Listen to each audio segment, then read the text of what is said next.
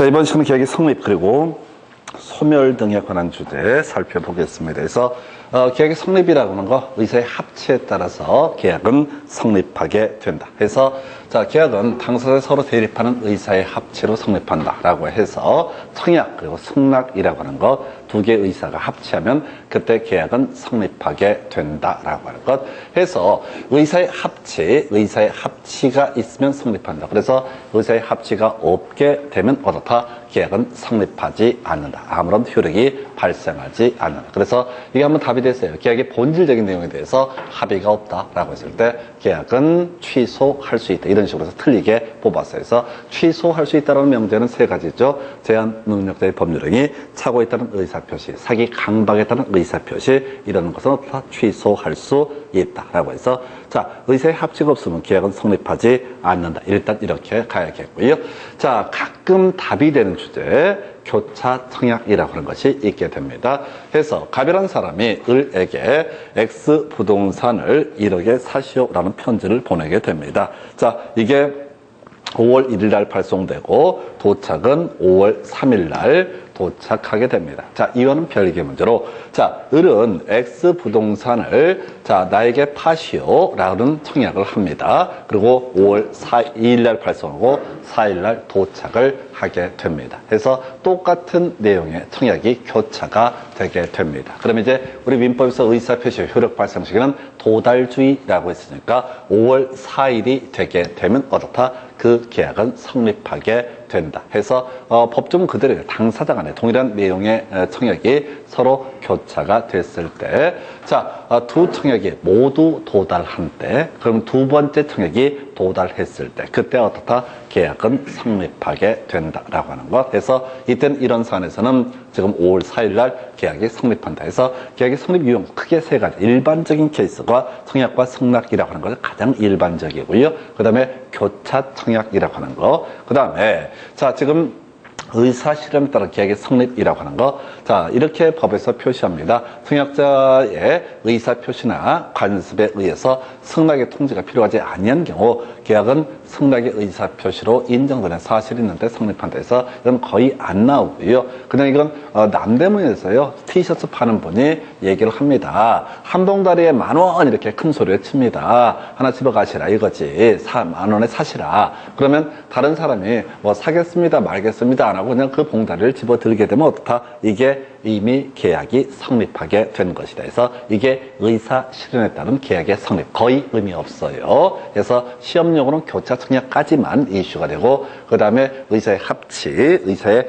불합의가 있으면 어떻다? 이때는 계약은 성립하지 않는다. 그래서 이제 하나하나 청약과 승낙에 대해서 보게 됩니다. 그래서 자, 첫 번째 상대방 청약이라고 하는 거 불특정 다수에 대한 청약은 효력이 있다라고 되어 있습니다. 그래서 바로 저런 거죠. 남대문에서 티셔츠 파시는 분이 리어카에 올라가서 큰 소리로 10,000원에 3장 10,000원에 3장 이렇게 외치게 되는 거. 이게 바로 뭐가 된다? 청약이라는 개념이 되겠습니다. 해서 이렇게 불특정 다수에 대해서 청약을 하는 것도 다 가능하다. 또는 이제 외국 영화 같은 데 보면 그런 나오잖아요. 세일해서 집 앞에다가 뭐 5만 달러 이렇게 써놓습니다. 5만 달러에 팔겠다. 그럼 불특정 다수에 대해서 청약을 하는 개념이 된다. 그래서 불특정 다수에 대한 청약이라는 것은 유효하다. 이에 대응해서 바로 승낙, 불특정 다수에 대한 승낙이라고 하는 것은 효력이 없다라고 이렇게 해석을 합니다. 남대문에서요. 수많은 리어카에서 사람들이 소리를 치고 있습니다. 매사 상인들이 이거 사라고 10,000원에 3장. 그랬을 때 남들은 한가운데 내가 다 살게. 예, 이런 것들은 허용되지 않는다. 이거는 불특정 다수에 대한 승낙은 어떻다? 허용되지 않는다. 해서 청약은 불특정 다수에 대해서 가능하지만 승낙은 불특정 다수에 대해서는 어떻다? 허용되지 않는다라고 할 것. 이렇게 비교해 봤고요. 그 다음에 이제 청약이라고 하는 것은 효력 발생 시기. 이건 따로 외울 것도 없죠. 우리 앞에서 지겹게 해왔던 얘기 의사표시 상대방이 도달했을 때 어떻다? 그 효력이 발생하게 된다. 해서 청약은 상대방이 도달했을 때부터 효력이 발생합니다. 그리고 이미 공부했던 것 중에 하나가 자, 의사표시 표시가 상대방에 도달했다는 전제 하에서 그 중간에 사망하거나 혹은 제한 능력자가 되더라도 의사 표시의 효력에는 영향을 미치지 아니한다. 해서 문장 실제 구성을 된 둘 중에 하나를 끊어서 냈죠. 자, 청약자가 통지를 발송한 후 사망해도 청약의 효력에는 어떻다? 영향을 미치지 아니한다. 청약자가 청약의 통지를 발송한 후 제한 능력자가 되더라도 의사 표시의 효력에는 영향을 미치지 않는다. 우리 제한 능력자 뭐가 있었죠? 미성년자가 있었고 피한정 후견인 피성년 후견 해서 미성년자가 될 수는 없죠. 갑자기 성년자가 나이를 거꾸로 먹을 수는 없으니까. 그런데 피한정 후견인 가끔 정신이 오락가락한다고 법원에서 판결을 내려주면 이게 바로 피한정 후견인 피성년 후견인은 완전 정신이 노망이 났다고 어떤 의사결정도 할 자격이 없다라고 법원에서 결정을 해주게 되면 그걸 우리가 피성년 후견 해서 요번에 제일 이슈가 됐던 게 롯데그룹 신격호천 회장 이 양반이 바로 피성년 후견 제도를 우리 국민들에게 홍보하는 홍보대사 역할을 담당을 했었습니다. 그래서 자 의사표시 도달하면 효력이 발생한다. 이것도 도달을 했다는 전자에서 중간에 사단 나더라도 바로 청약의 효력에 영향을 미치지 아니한다. 그 다음에 이제 똑같은 얘기인데요. 도달한 때부터 효력이 생긴다라고 돼 있죠. 도달해버리면 그대로 효력이 발생하기 때문에 이미 효력이 발생하니까 중간에 철회하는 것은 어떻다? 허용되지 않는다. 이런 경우겠네요. 갑이라는 사람이 X 부동산을 을에게 자 1억에 팔라라는 매도 청약을 하게 됩니다. 자 그래서 5월 1일 날 발신을 하고요. 5월 2일 날 도착하게 됩니다. 그러면 이제 갑의 청약은 어떻다? 그대로 효력이 발생하게 됩니다. 자 이와는 별개 문제로 자 지금 병이라는 사람이 이렇게 하는 경우이겠다. 5월 3일쯤에 1억 5천에 나한테 팔아라라는 청약을 하고 이게 5월 4일 날 도달하게 됩니다. 자 이렇게 이제 갔다고 했을 때 만약에 지금 이 사람이 이 편지를 받은 사람이 1억에 사겠다라는 의사표시를 해버렸어요. 그래서 만약에 5월 3일 날 도착했다라고 하면 이미 계약은 성립해버린 거니까 이걸 중간에 철회하는 것은 어떻다? 허용되지 않는다. 그래서 병한테는 팔 수가 있다 없다? 팔 수가 없다. 물론 이제 계약서 안 썼으니까 등등등 법을 다 모르는 사람들은 계약 성립 안 했다고 생각하고 일정하게 법률행위를 하겠지만은 이미 계약은 성립하게 버린 것이다. 그래서 청약은 어떻다? 철회하지 못한다. 이미 도달했다는 전제에서 그러면 도달이 안 됐으면 어떻게 할 수 있다? 철회할 수 있다. 이런 논리 구조예요. 자, 서울에 사시는 분이 제주도에 있는 분한테 편지를 보냈습니다. 내 부동산을 1억에 사시오라는 청약을 하게 됩니다. 그래서 5월 1일 날 편지를 보내고 이 편지는 알아보니까 5월 3일 날 도착 예정이다. 중간에 근데 5월 2일 날 사단이 난 거야. 더 좋은 제안을 받게 됩니다. 그러면 이 사람은 이 사람하고 새로운 사람과 계약을 체결하는 건 별개의 문제로 5월 3일 되기 전에 5월 3일 아침 새벽에 가서 어디 그 집 앞에 쭈그려 앉아 있어야 돼. 그래서 편지가 그 사람에게 도달이 못하도록 중간에 인터셉트를 해버려야 돼. 물론 관련 법에 따라서 형벌을 받는 건 별개 문제로 최소한 계약 자체는 어떻다? 도달하지 않았기 때문에 성립하지 않는다. 그리고 달리 이제 이거 문제를 구성하면 그런 식이라고 도달하기 전에 처리하는 것은 어떻다? 가능하다. 도달하기 전에 처리하는 것은 어떻다? 가능하다라고 이렇게 얘기를 합니다. 자, 한편 청약을 했습니다. 그래서 승낙기간을 정해서 한 청약이라고 하는 거, 그 기간이 지나면 어떻다? 효력이 소멸하게 되겠지요. 그래서 5월 1일 날 편지를 보내면서 내가 이 부동산을 너한테 1억에 팔고자 하는데 단 조건이 있다. 소위 조건이 있다라고 해서 5월 5일까지 답을 줘라. 해서 5월 5일 후에는 아무런 효력이 없다라고 미리 전제하면 5월 6일 날 혹시 사겠다고 연락해 왔을 때 그건 아무런 법적 책임을 지지 않아도 된다. 근데 승낙기간을 정하지 아니한 청약이라고 하는 거, 이거 상당한 기간이 경과됐을 때 이때까지 연락을 받지 못하게 되면 그 효력을 잃는다. 이런 경우죠. 갑소유 X 부동산에 대해서 을에게 매도 청약을 합니다. 자, 10억에 내 부동산을 사라라고. 근데 승낙기간을 따로 정해주지 않았습니다. 자, 그래서 10억에 팔려고 했는데 1년 지나도 2년 지나도 3년 지나도 연락이 없어 26년 지나가지고 갑자기 을이 살게라는 의사표시를 하게 됩니다. 그러면 이미 어떻다고요? 상당한 기간이 경과되기 때문에 그때 청약은 어떻다? 아무런 효력이 없다. 그래서 이 상당한 기간은 법원의 판사가 판단하겠죠. 법원의 판사가 이 정도면 상당한 기간이라고 판단할 수도 있겠고 또 아니라고 볼 수도 있겠죠. 그래서 하여튼 이 정도까지. 하여튼 청약 승낙은 되게 간단해요. 되게 간단한 주제고 우리가 민법 문제에서 제일 쉽다고 하는 부터가 바로 계약의 성립 파트입니다. 이게 이제 수업 한두 번만 들어도 이제 계약은 나도 알겠다. 왜? 이 지금 조문 안에서 계속 맴맴 돌기 때문에. 자, 승낙 이미 보셨죠? 불특정 다수에 대한 승낙은 효력이 없다. 자, 29회 때 답이 됐던 주제가 이하이. 그 전에 24회 때도 답이 됐었어요. 그래서 지금 청약을 함에 있어서 청약자가 정한 기간 내에 자, 이의를 제기하지 않게 되면 승낙을 한 것으로 승낙을 한 것으로 간주하겠다라는 것을 청약서에 표시를 합니다. 자, 이렇게 하는 거야. 갑이라는 사람이 내 부동산을 1억에 사시오라고 을한테 청약하고 자, 승낙할 수 있는 기간 일주일 줄 테니까 근데 너 혹시 일주일 내에 아무 대답 안 하면 너는 승낙을 한 것으로 보겠다. 내가 이렇게 의사표시를 하게 됩니다. 그러면 이 청약은 효력이 있는 거냐? 그 부분에 대해서 효력이 없습니다. 즉 아무 얘기를 안 했다고 해서 계약이 성립되는 것이 아니라 그냥 계약은 성립하지 않는 거다라고 하는 거. 그래서 자, 요걸 갖고 청약자가 정한 기간 내에 이의를 제기하지 않으면 승낙을 한 것으로 간주한다는 뜻을 청약서에 표시를 했다 할지라도 그 사람이 아무 얘기를 안 했으면 어떻다? 계약은 당연히 성립하지 않는 것이지 상대방을 구속하는 것은 아니다라고 하는 거. 하여튼 별게 아닌데 이게 소위 판례 지문인데 하여튼 29회 때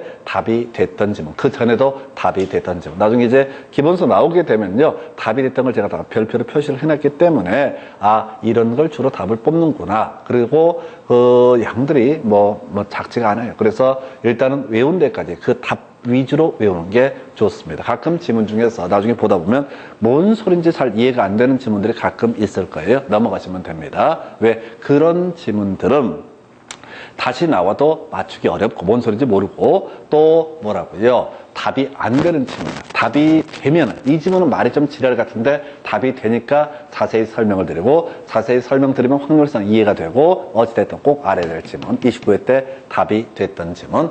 자, 계약의 성립 여부 관련해서 승낙기간 정해졌을 때 승낙기간 내에 승낙이 있게 되면 계약은 성립한다. 또 승낙기간이 정해지지 않았다 할지라도 적절한 기간 내에 승낙을 하게 되면 계약은 성립한다. 큰 의미 없죠. 자, 요거죠. 자, 승낙의 효력 발생식이 기본적으로 의사표시 일종이니까 도달했을 때 어떻다? 그 계약은 성립하게 된다. 계약은 성립하게 된다. 도달했을 때 어떻다? 효력이 발생한다. 승낙이 효력이 발생한 시기에 계약은 성립합니다. 근데 유일하게 하나 이슈가 되는 게 있죠. 격지자간 계약에 있어서 승낙의 통지라고 하는 것은 발생했을 때 효력이 발생한다라고 해서 자, 다시 서울 사람하고요. 제주도 사람하고 X 부동산에 대한 매매 계약을 체결합니다. 그래서 자, 핸드폰도 안 하고요. 전보로 안 하고요. 자, 편지를 꼭 써야 됩니다. 그래야지 격지자간의 계약의 문제가 발생하게 되는 거예요. 그래서 갑이 내 부동산을 1억에 사시오라고 청약을 하고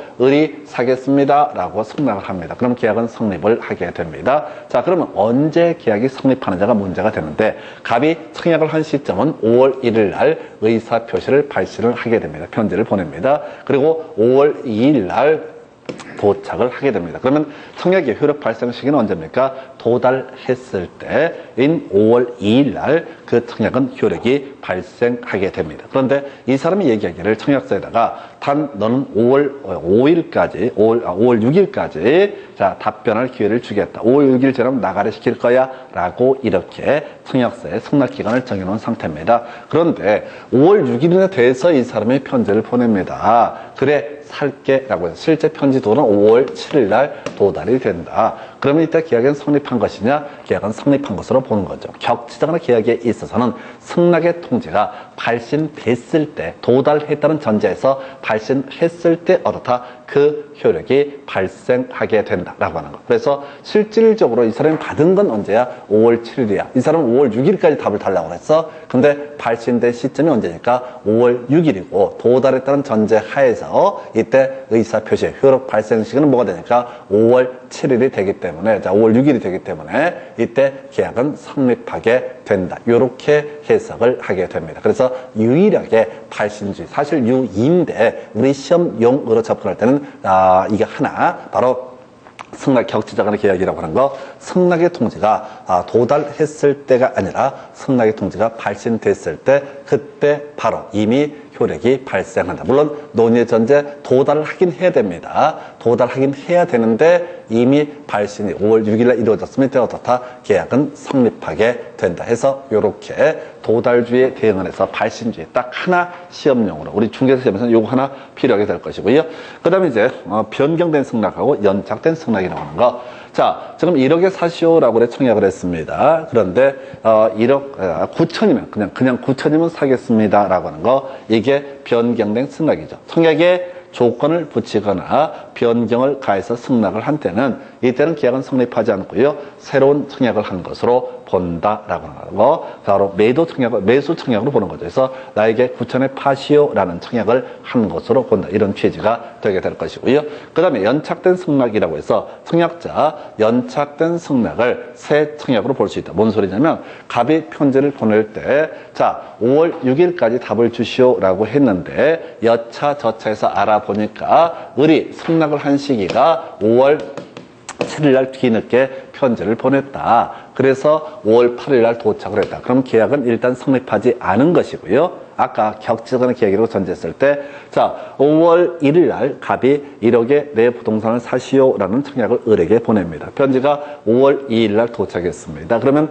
청약은 유효하게 성립했습니다. 근데 청약서에다가 5월 6일까지 답을 주시오라고 이렇게 얘기를 했던 사안이에요. 그런데 이 사람이 실제 편지가 도달한 5월 8일이고 그 다음에 발신한 것도 5월 7일에 불과해. 그러면 계약은 이미 청약은 효력을 잃기 때문에 계약은 성립하지 않는다. 근데 이제 5월 7일 날 살게 1억에 라고 하는 것을 누가 바로 원래 이 매도 청약을 했던 사람 입장에서는 새로운 청약으로 봐서 다시 그래 내가 그러면 그 금액에 팔게 라고 하면 계약은 성립하게 될 것이고, 그 다음에 아무 얘기를 하지 않게는 어떻다? 아예 계약은 성립하지 않는다. 별 내용이 없어요. 그래서 우리가 공부하실 때 이렇게 민법 공부하실 때 제일 간단한 부분이 계약의 청약과 승낙이라고 하는 거, 이게 제일 간단한 주제가 되게 됩니다. 그래서 이렇게 해서 계약이 성립하게 되면, 자, 우리 앞에서 쌍무계약이라고 하는 거 있었죠? 쌍무계약에서는 양 당사자가 일정한 채무를 부담하게 될 것이고,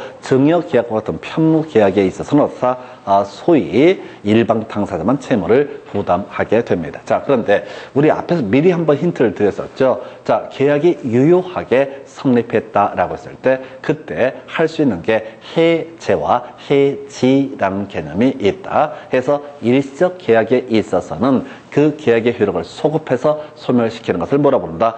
해제라고 불렀었고, 계속적 계약에서 장래돼서 그 계약의 효력을 소멸시키는 것을 해지라고 불렀었고, 하나 더, 아까 계약금 계약이 성립했다는 전제하에서, 계약금 계약이 성립했다는 전제하에서 뭐가 있을 수가 있냐면 바로 계약금연 계약 해제라고 하는 것도 있었죠. 그래서 계약금연 계약 해제가 있으면 그것도 소급해서 소멸하게 됩니다. 일단 그렇다 치고요. 계약의 소멸에 관해서 설명드립니다. 미리 말씀드릴게요. 계약의 소멸 파트에서는 거의 대부분의 문제 반이 합의 해제, 합의 해지라고 하는 것을 갖고 거의 다 출제를 하게 됩니다. 이게 지금 이제 제가 전에 한번 말씀드렸나 모르겠는데 이번 시험이 어려웠다, 쉬웠다, 뭐 말들이 많습니다. 그래서 제가 누차 말씀을 드리지만은 시험이라고 하는 것이 나오게 되면 항상 스토리는 똑같아요. 학원가에 남아있는 사람들은, 학원 강사를 포함해서 모든 사람들이 하는 얘기가 이번 시험은 어려웠다라고 이렇게 얘기를 합니다. 집단적인 최면 되겠습니다. 집단적인 최면. 왜? 이게 이제 학원 강사 입장에서나 운영하는 입장에서는 작년 시험 겁나 쉬웠는데 왜 떨어지셨어요? 공부 못했구나. 이렇게 얘기하면 염장 지르고 고객의 심정을 팍팍 긁는 거야. 그러니까 안 돼, 장사. 그러니까 그분을 달래려고 하는 소리가 문제 되게 어려웠어요. 그러니까 올해는 쉬울 거야. 이런 개소리를 하게 되고, 그 다음에 결과가 안 좋은 분은, 자, 사실 공부가 안 돼서 점수가 안 나온 건데 뭔가 핑계거리가 있어야 돼. 그래서 어떻게 돼? 해서 모두가 다 약속을 한 듯이 시험이 어려웠어라고 모두 그냥 다 공부를 많이 해서 떨어졌든 공부를 적게 해서 떨어졌든 무조건 또 처음 보던 간에 무조건 어려웠던 걸로 합의를 해야 돼. 그래야지 다툼이 없어. 근데 이제 제가 보기엔 그 기망행위들의 스스로 별로 안 어려웠어요. 제가 보기에는. 시험 문제를 봐서는 어렵다고 생각해서 저도 어려운데 라고 생각해요. 왜? 문제 개수가 많잖아요. 그러니까 제가 미리 말씀드리게 시험 보시면 무조건 어렵다고 생각할 수밖에 없어. 1분 안에 막 찍어 가야 되는데 그게 안 보인다고. 근데 저처럼 이제 분석을 하게 되면은 어머 이 새끼들 지난번에 내가 또 냈네? 또 냈네? 이게 이제 회차별로 다 번호 지문을 다 붙여놨으니까 야 얘 뭐 이런 맨날 같은 거 내고 지랄이야 이것들. 허접하게. 근데 수험생 그걸 못 느껴요. 왜냐면 40분 안에 그걸 무한대로 빡 찍어내야 되니까. 그래서 시험 문제 안 어려웠어요. 아니. 합의 해제 똑같이 계속 낸다고. 29회 때 냈던 거 합의 해제. 그럼 30회 때는 합의 해지를 갖고 내. 아니 루틴이. 비슷비슷하게 계속 구성한다고요. 이거는 그 답되는 몇 개를 계속 거의 단순하게 암기하셔야 돼. 자, 일단 해제라고 하는 것부터 가보겠습니다. 자, 이거 하려면 동, 철, 상추, 취, 해. 이거 기억하셔야 돼. 동의, 철회, 상계, 취인, 취소, 해제. 해지라고 하는 것은 뭐야? 상대방 있는 단독행위. 그 얘기는 뭐야? 의사표시가 상대방에 도달하면 어떻다? 그대로 법적 효력이 발생한다. 그래서 해제라고 하는 것을 하면 어떻다고요? 계약은 소급해서 무효가 되게 된다. 그래서 해제 정의부터 볼까요? 일시적 계약, 매매 교환 계약이 되겠죠. 여기서 일방 당사자의 채무 불이행이 있으면 그 반대편 계약의 당사자가 계약의 효력을 소급해서 소멸시키기 위한 의사표시를 가리켜서 뭐라고 합니다? 해제라고 부르죠. 앞에서 우리 봤었잖아요. 매매계약 예를 들어볼까요? 갑소유 X 부동산에서 을과 매매계약을 체결했습니다. 을이 대금을 어떤 이유에서 먼저 지급을 했는데 갑이 등기를 넘겨주지 않는다. 그러면 을은 일단 뭘 할 수 있다? 해제권. 일정한 절차를 거쳐서 해제할 수 있습니다. 얘가 등기를 안 넘겨주고 있다. 채무를 이행하고 있지 않다고. 그것도 귀책사유. 자기의 고의 또는 과실로. 그러면 이때 을은 갑에 대해서 뭐 할 수 있다? 해제할 수 있다. 해제하면 그 계약은 소급해서 무효가 되게 될 것이고 을은 대신 갑에 대해서 바로 나중에 부당이득 반환 청구, 원성 회복의 문제하고 손해배상을 청구할 수 있다. 이렇게 스토리를 갑니다. 다시 계약이 해제되게 되면은 법적 요건을 충족을 했으면 계약은 소급해서 무효야. 그래서 혹시 매도인이 받았던 돈이 있었지 않습니까? 아까 대금 미리 줬다고 그랬어요.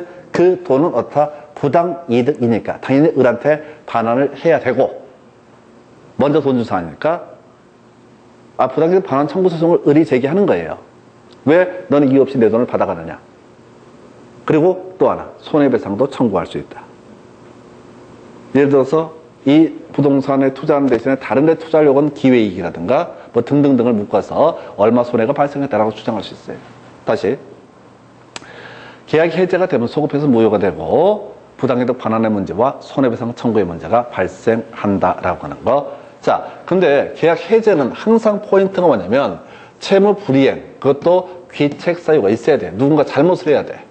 자, 다시 갑이 등기를 넘겨줘야 돼요. 돈 받고 등기를 안 넘겨줬다. 그럼 갑의 잘못이거든요. 그럼 을은 갑에 대해서 다 해제할 수 있다. 이렇게 갑니다. 그런데 이런 경우 있다고 하십시다. 갑과 을 사이 매매계약이 체결됐는데 자, 다시 이것부터 갑시다. 해제라고 하는 개념부터 먼저 정리를 해볼게요. 해제권 행사가 됐을 때 법적 효력이라고 하는 거. 자, 부당이득 반환의 문제하고요. 그 다음에 손해배상 청구의 문제가 발생하게 된다. 다시 이거야. 다시 이거 전체 그림을 먼저 외우셔야 돼. 갑이 을에게 등기를 넘겨주기라고 을이 대금을 지급하기로 한 산에서 대금 지급은 이루어졌는데 얘가 등기를 안 넘겨주면 을은 갑에 대해서 뭘 할 수 있다? 해제권을 행사할 수 있다. 해제권 행사하게 되면 이제 소급해서 무효가 되잖아요. 소급해서 무효가 되는데 갑은 받은 돈이 있잖아. 이유 없이. 이미 무효가 된 이미 결과로 소급해서 과거로 돌아서 무효가 돼버리니까 이유 없이 돈을 받았다고. 그러면 이 사람은 부당이득으로 누구한테? 을에게 반환을 해야 된다. 부당이득 반환, 이때는 이제 이자까지 쳐서 반환을 해야 된다. 누구? 갑의 잘못이니까. 갑이 돈을 받아놓고 등기를 안 넘겨줬다고요. 넘겨달라고 얘기를 해도 안 줬어. 어찌됐든 간에. 그럼 갑의 잘못이야. 그러면 을은 해제할 수 있고 을은 갑에 대해서 뭘 주장할 수 있다? 부당이득 반환 청구를 할 수 있다고요. 부당이득 반환 청구라고 원상회복의 의미이기 때문에 그 줬던 매매 대금뿐만 아니라 어디까지? 이자까지 쳐서 탈탈 돌려달라고 할 수 있다. 근데 이걸로 끝나는 게 아니에요.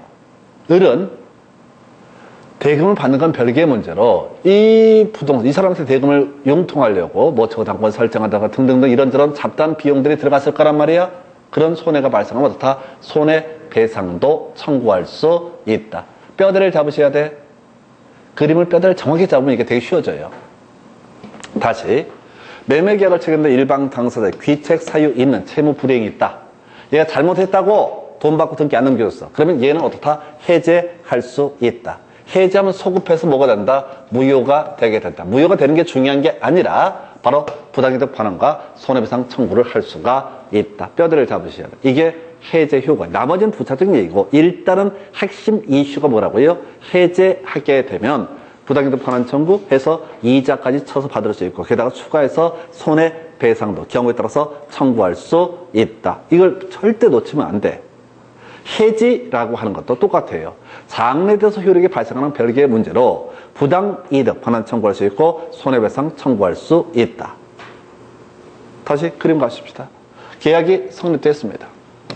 그러면 이제 채무가 정상적으로 이행이 되면 아무 문제가 되지 않을 텐데 일방 당사자의 귀책 사유는 채무 불이행이 있게 되면 반대편 당사자는 해제권을 행사하고 그 다음에 부당이득 반환 청구하고 손해배상을 청구할 수 있다. 만약 이것이 계속적 계약이라고 한다면 똑같은 구조예요. 자, 해지도 미리 땡겨서 볼까요? 텍스트가 중요한 게 아니라 해지라고 하는 계속적 계약에 있어서 갑소유의 X 토지에 대해서 을이라는 사람이 임차인이 되는데 이 임차인이라는 이 을이라는 사람이 차임을 지급을 해야 되는데 안 하고 있다. 그러면 갑은 누구에 대해서? 을에 대해서 해지할 수 있다. 해지하게 되면 어떤 법적 효력이 발생한다. 장래에 대해서 자, 그 계약의 효력이 소멸하게 될 것이고 장래 그 다음에 따로 얘기 안 하는데 같이 이제 얘한테 발생하는 문제가 부당이득 반환 청구의 문제와 손해배상을 청구할 수 있다라고 하는 거. 이걸 통째로 외우셔야 된다고. 해제나 해지를 한 사람 입장에서는 계약의 효력을 소멸시키는 게 문제가 아니라 부당이득 반환 청구, 손해배상을 청구할 수 있다. 요것만 오늘 외우시면 진짜 대박이야. 뒤에 뭐 합의 해제, 요거 분명히 출제 포인트인데 그거 몰라도 해제라고 하는 거, 해제권을 행사한 사람은 계약을 소급해서 소멸시키는 게 문제가 아니라 추가적으로 부당이득 반환 청구, 손해배상 청구 등을 할 수가 있다. 해지도 마찬가지입니다. 부당이득 반환 청구, 손해배상을 청구할 수 있다. 이게 기본 틀이 잡혀 있어야 돼요. 자, 그렇다 치고 이걸 기초가 튼튼하다는 전제하에서 이제 설명을 드리게 됩니다. 그래서 실제 시험 문제는 제가 아까 뭐가 나온다고 하냐면 합의 해제라는 개념이 출제 이슈가 되고 합의 해지라는 개념이 출제 이슈가 된다고 설명을 드렸습니다. 왜? 해제를 다 공부한 다음에 그 다음 단계에서 하는 게 뭐라고요? 합의 해제. 해지를 다 아는 사람이 그 다음 단계에서 공부하는 게 합의 해지라는 개념이에요. 자, 해제는요, 일방 당사자가 잘못이 있어야 됩니다. 해지도 일방 당사자의 귀책 사유가 있어야 됩니다. 근데 합의 해제라고 하는 것은 귀책 사유 아무 상관이 없어요. 자, 이런 식이죠. 갑소유 X 부동산을 을에게 1억에 매도하기로 매매계약을 체결했습니다. 그래서 아까 만약에 대금을 지급했는데 얘가 등기를 넘겨주지 않으면 매수인은 뭘 할 수 있다? 해제할 수 있다. 또는 거꾸로 매도인이 먼저 어떤 이유가 있어서 등기를 넘겨줬는데 매수인이 대금을 지급하지 않게 되면 매수인에 대해서 뭘 할 수 있다? 해제를 할 수 있다. 해제하면은 부당이득은 반환해야 되고요. 그 다음에 또 하나 손해배상 등을 청구할 수 있다. 이 구조를 알고 있어야 된다고. 그런데 이런 경우가 있다는 거야. 자, 1억에 매매계약 체결했어. 근데 이행기를 3달 후에 대금 지급하고 3달 후에 등기 넘겨받기로 계약의 합치가, 의사의 합치가 있었습니다. 그런데 이 중간에 3달 후에 이렇게 하게 됐는데 갑도 을도 나름의 생활을 하는 과정에서 예를 들어서 병이라는 사람이 와서 얘기합니다. 야, 어떻게 그걸 1억에 팔았냐? 나한테 얘기했습니다. 1억 5천에 지를 텐데 그 가치가 충분한 토지인데 라고 얘기를 하게 됩니다. 그리고 정이라는 사람이 을을 만나고 야, 너 바보냐? 그 정도 땅이면 내 땅 쓰면 내가 8천에 너한테 8천에 팔 텐데 왜 그걸 1억씩이나 주고 샀냐? 라고 얘기를 합니다. 그래서 마음이 좀 흔들렸지. 꼭 이 땅일 필요는 없거든. 피차. 꼭 얘한테 팔 이유도 없는 것이고. 그리고 오다 가다 하다가 중간에 쇼부를 봅니다. 어떻게? 말을 꺼내는 거지. 메이도인이. 야, 너 나한테 형이라고 해봐. 남자들 항상 꼴리면 형이라고 그럽니다. 여자들은 그 맨날 언니라고 먼저 선빵을 치잖아요. 식당에 가서 서빙 하시는 분도 언니 이렇게 하잖아요. 남자들은 절대 언니란 말, 형이란 말 안 합니다. 그래서 술 먹을 때 꼭 하는 소리가 거꾸로. 형이라고 한번 불러봐. 이렇게. 친구 나이 똑같아도. 하여튼 그렇다 치고. 얘가 그래요. 얘한테. 너 나한테 형이라고 그래야 돼. 1억 5천에 사겠다는 줄 서 있는데 너한테 1억에 팔았으니까. 근데 얘는 네가 나한테 형이라고 하세요. 왜? 이거 8천에 팔겠다는 사람인데 너 없어 보여서 내가 1억에 사준 거야. 그럼 이제 빈정이 서로 상한 거지. 빈정이 상한 거지? 그래서 얘기합니다. 야, 어떤 일로 할까? 그럼 콜. 이게 뭐야? 계약이죠. 두 개의 의사가 합치했잖아요. 합의 해제라고 하는 것은 계약의 효력을 소멸하기로 의사의 합치가 있는 걸 뭐라고 한다? 합의 해제라고 부릅니다. 개념을 잡으셨죠? 아까 해제는 상대방 있는 단독행위. 일방의 의사표시가 상대방에 도달되게 되면 어떻다? 그대로 효력이 발생하게 된다라고 하는 거. 이렇게 봤어요. 근데 합의 해제라는 것은 계약의 일종이니까 두 개의 의사표시가 합체가 돼야 됩니다. 그래서 좋아, 없던 일로 하자라고 퉁쳤어. 이게 바로 뭐라고요? 바로 합의 해제. 그래서 합의 해제는 뭐라고요? 계약의 유형이다. 출제 포인트 바로 이거죠. 원래 해제권이라고 하는 데서는 해제권을 행사한 사람은 부당이득 반환 청구의 문제, 또 하나가 뭐라고요? 원상협에서 파생되는 부당이득 반환의 문제하고 또 하나가 손해배상도 청구할 수 있다라고 했었죠? 그죠? 근데 두 사람이 합의해서 계약의 효력을 소멸시켰다고요. 그러면 이때는 어떻다고요? 부당이득 반환 관련해서 이자를 붙여서 지급할 필요는 없다. 그리고 또 하나 손해배상도 청구할 수 없다. 왜? 이건 누가 잘못한 게 아니잖아요. 시험 문제는 이게 포인트라고. 해제와 합의 해제의 차이점이 뭐냐? 부당이득 반환에 관련해서 아까 해제는 한쪽이 잘못했으니까 이자까지 쳐서 지급을 해야 된다. 그 다음에 그거는 별개의 문제고 손해배상의 문제도 발생한다. 그런데 합의 해제라고 하는 것은 이자 지급 문제 발생하지 않고요. 손해배상의 문제 발생하지 않는다. 이렇게 갑니다. 이게 출제 포인트예요. 이걸 외우고 들어가야 돼. 다시 이게 디테일한 부분은 그 다음 문제고 기본 틀을 잡으셔야 돼. 자, 해제라고 하는 거. 일반 당사자의 귀책 사유는 채무 불이행이 있으면 어떻다? 해제할 수 있다. 해제가 문제가 되면 이건 개판, 칼싸움 난 겁니다. 패싸움 난 거예요. 그래서 부당이득 반환의 문제하고 손해배상 청구의 문제로 연계가 되게 됩니다. 그래서 이게 굳이 한번 정리해 볼까요? 갑이 X 부동산의 소유자, 을이 매수인입니다. 매매계약 체결했습니다. 1억에 사고 팔기로 계약을 체결했습니다. 그런데 만약에 갑이 을한테 등기를 넘겨주고 있지 않다. 그러면 을은 갑을 상대로 뭘 할 수 있다? 해제할 수 있다. 그죠? 근데 아까 줬던 돈 있잖아요. 대금을 먼저 지급했다고 받았던 돈 있죠? 갑은 이자 쳐서 을한테 반환을 해야 됩니다. 한편 을은 그와는 별개의 문제로 얘가 자기 염장을 질렀으니까 손해배상도 청구할 수 있습니다. 거꾸로 경우 수도 볼까요? 자, 이런 경우 있겠네요. 갑 소유 X 부동산에 대해서 을이 매수, 1억에 매수하기로 매매계약을 체결을 하게 됩니다. 그런데 어떤 이유가 있어 먼저 등기를 넘겨줬는데 얘가 대금을 지급하지 않고 있습니다. 그러면 이 사람은 뭘 할 수 있다? 얘를 상대로 계약을 해제할 수 있다. 해제할 수 있다고요. 그리고 갑은 을에 대해서 뭘 주장할 수 있다? 손해배상을 청구할 수 있다. 이렇게 하는 거라고. 혹시 계약금 받을 수는 있겠죠. 다시 갑과 을 사이에 매수인이 매도인한테 계약금을 지불했다 하십시다. 자, 1억짜리 물건인데 계약금으로 1,000만 원을 지급했다고 치자고요. 근데 1,000만 원만 주고 얘가 등기 넘겨줬는데 잔금을 안 치르고 있다고. 그러면 매도인은 일단 해제하는 겁니다. 해제를 하게 되면 소급해서 무효가 되기 때문에 지금 매도인이 받은 1,000만 원이라는 계약금이라고 하는 건 뭐라고요? 이것은 부당이득이야. 다시 법률 관계를 정리해 드릴게요. 자, 갑 소유의 매도인이 X 부동산을 을에게 등기를 먼저 넘겨주고 대금을 받기로 약정이 되어 있는데 계약금은 아직 안 받고 계약금 1,000만 원으로 받은 상태다. 자, 그런데 자, 얘가 등기 넘겨줬는데 누가? 을이 자기한테 대금을 지급하지 않고 있다? 그러면 갑은 을을 상대로 뭘 주장할 수 있다? 해제권을 행사할 수 있다. 해제권 행사하면 소급해서 계약의 효력은 소멸하게 된다. 자, 그런데 갑은 지금 1,000만 원 받은 돈은 부당이득입니다. 갑은 소유권은, 이 부동산 소유권은 누굽니까? 해제권 행사를 하게 되면 등기 안 해도 이미 갚게 되는 겁니다. 다시 해제권 행사하면 소급해서 그 계약의 효력이 무효가 되고 설령 소유권 이전 등기가 넘어갔어도 그 등기는 무효인 등기가 되는 거야. 그래서 현재 부동산 소유자는 등기 안 넘겨받아도 당연히 누가 된다? 갑이 소유자가 되게 되는 겁니다. 이거 살을 붙여야 돼요. 그럼 지금 갑은 1,000만 원 받은 게 있죠?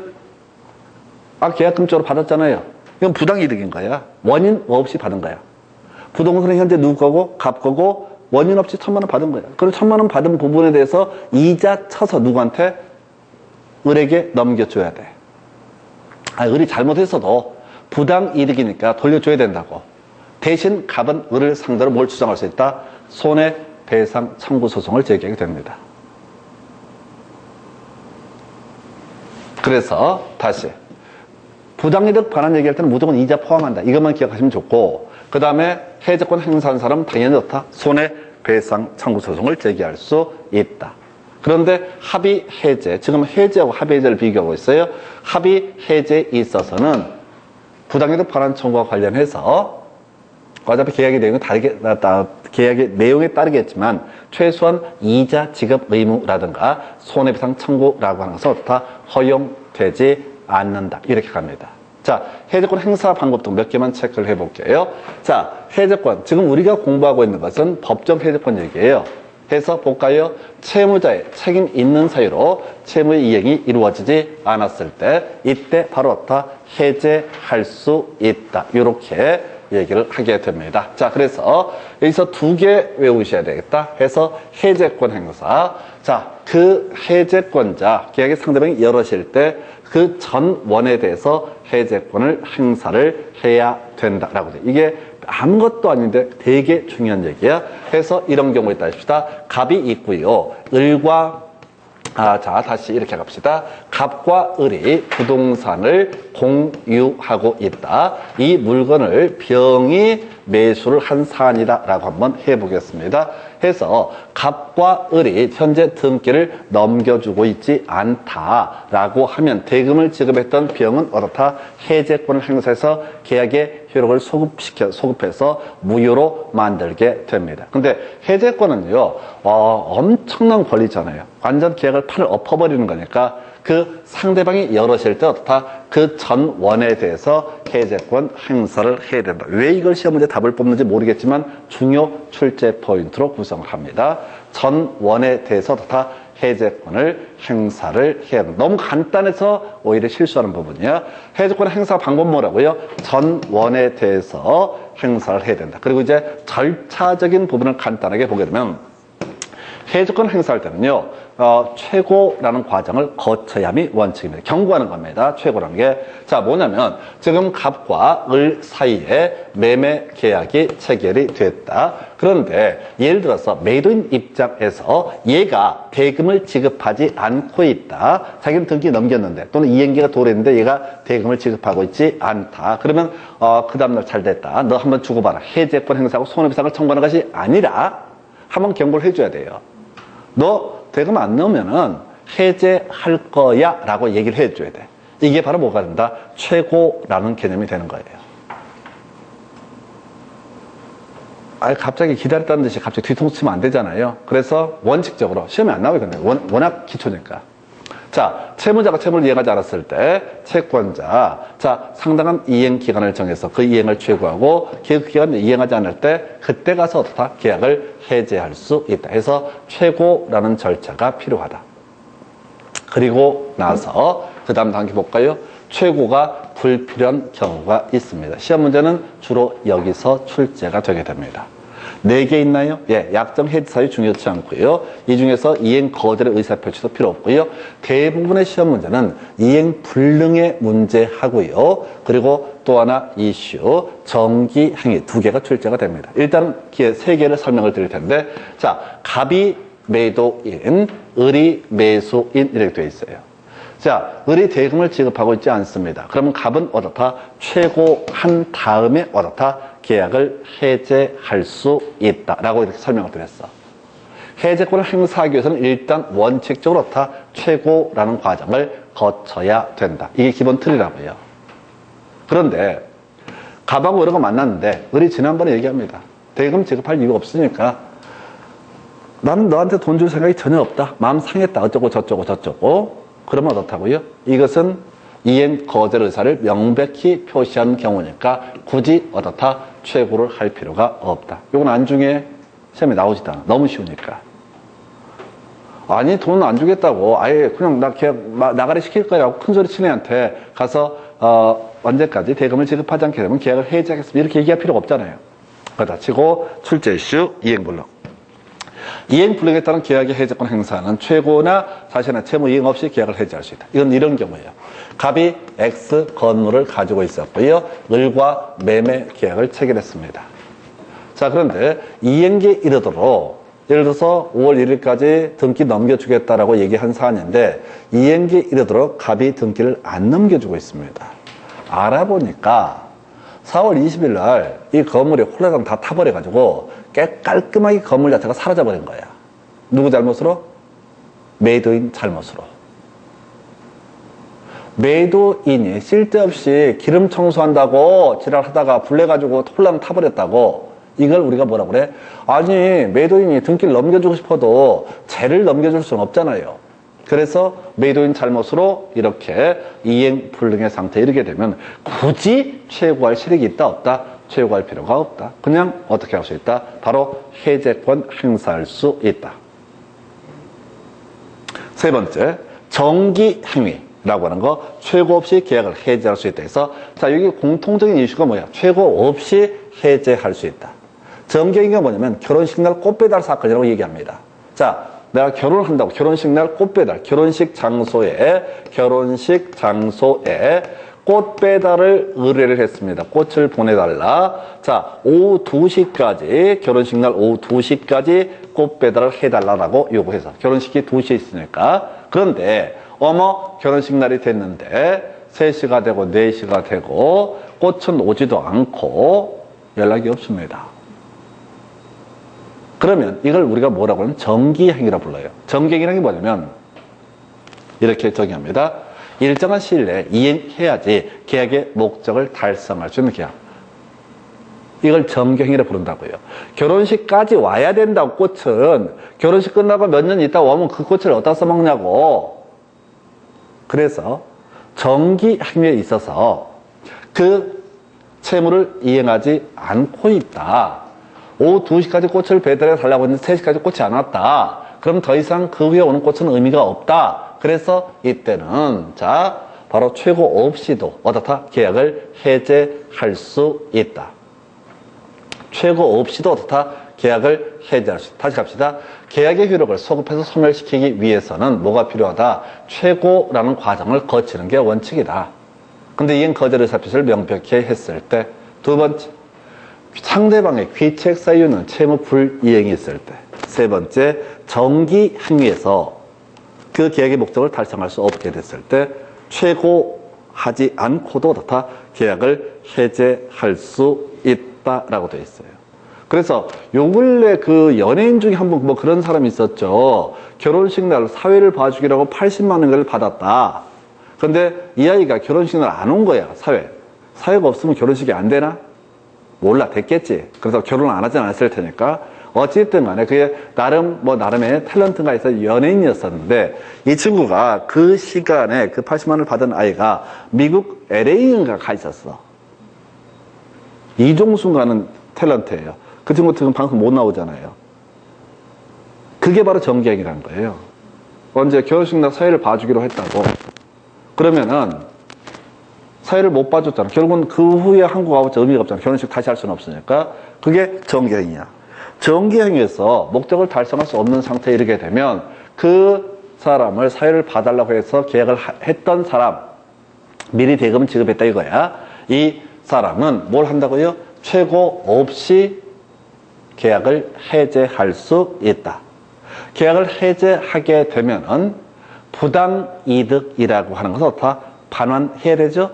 80만 원 거기다 이자 쳐서 돌려받을 수 있습니다. 그거는 별개의 문제로 이 사회자가 결혼식에 오지 않음으로써 발생했던 어떤 손해가 있다라고 한다면 그 같은 아이한테 손해배상 청구 소송을 제기할 수 있다. 이게 이제 법 배운 사람의 태도죠. 법을 안 배운 것들은 인터넷 댓글을 쓰기 시작합니다. 개새끼 뭐 이렇게 해서. 그리고 사실은 그렇게 방송에 터트린 사람 있지 않습니까?